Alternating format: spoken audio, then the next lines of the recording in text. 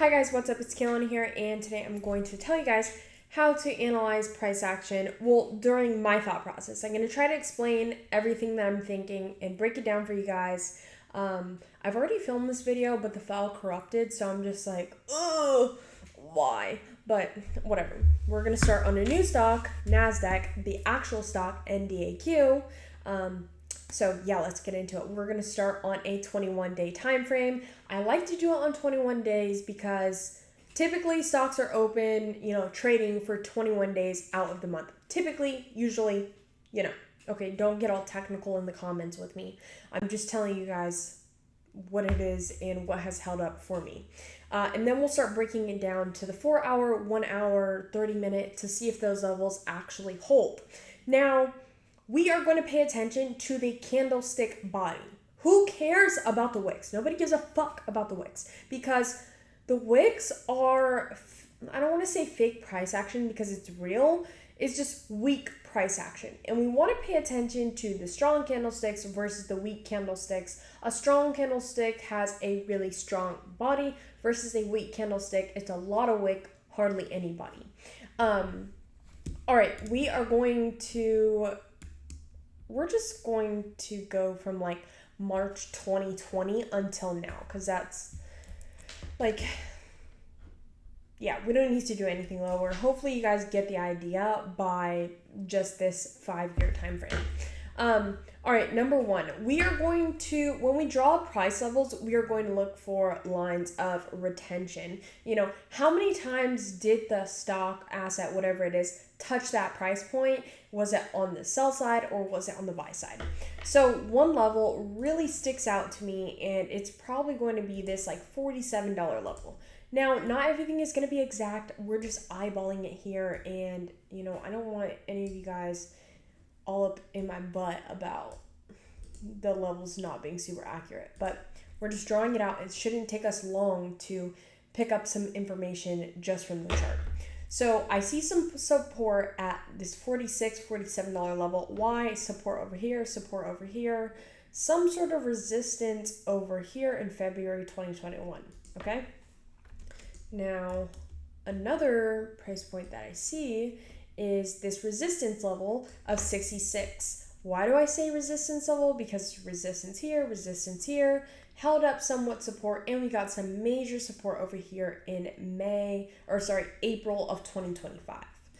Okay, now another line of resistance would probably be right here at this $83 level.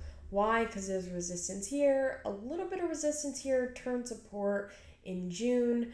And yeah, it's been holding up past $82 since June, so that's pretty good.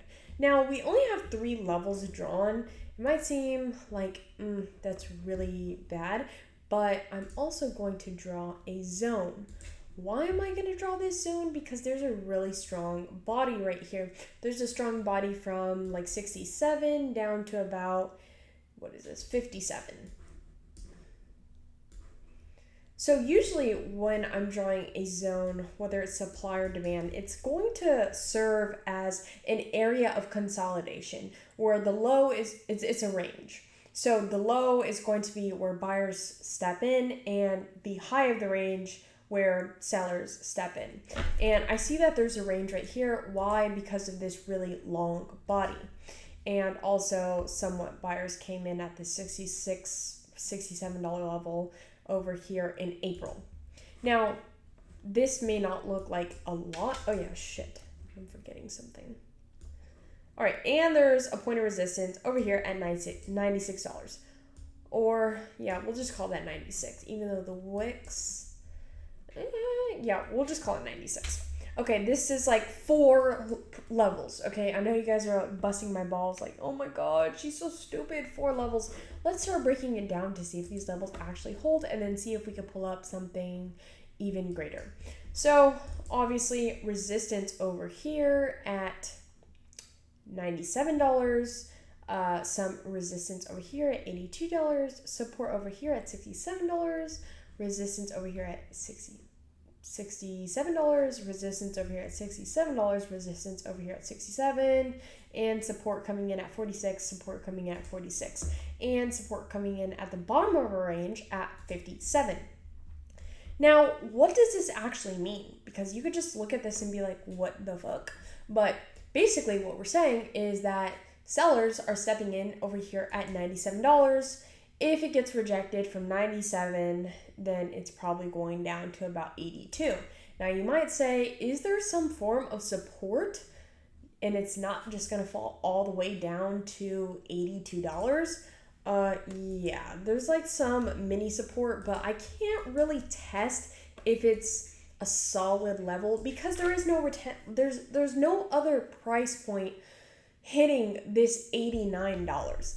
It's only this time that it hits $89 and bounces. So that's why I think that this is, I don't want to say a fake, but it's kind of like mid. So we're just going to put that in yellow because we don't really know if it's a solid level for buyers to step in it.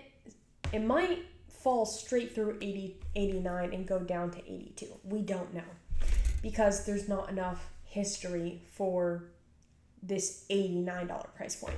And that's why I like to chart everything on the super high time frames, like 1 month, 21 day. Anyways, let me see if I see another level similar to that.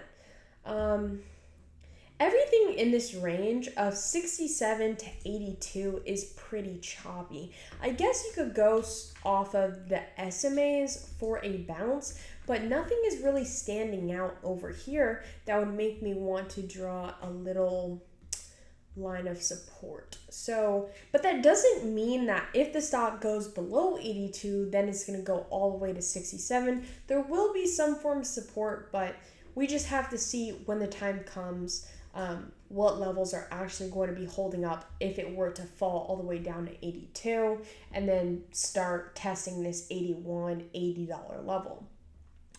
And if we break it down to the 4-hour time frame, we get the same thing, that our levels are holding up.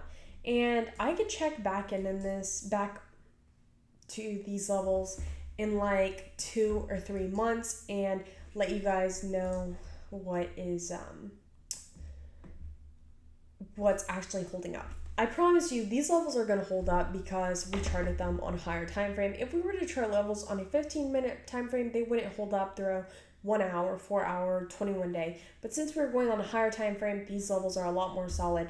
Like I said, there is a really big gap from 82 down to 67, but we would have to see more history, more points where NASDAQ could hold up another level between $67 to $82 in order for the level to be actually solid. So this is basically how I think when I'm analyzing price action. And if you guys have any questions, just leave them down below. Bye.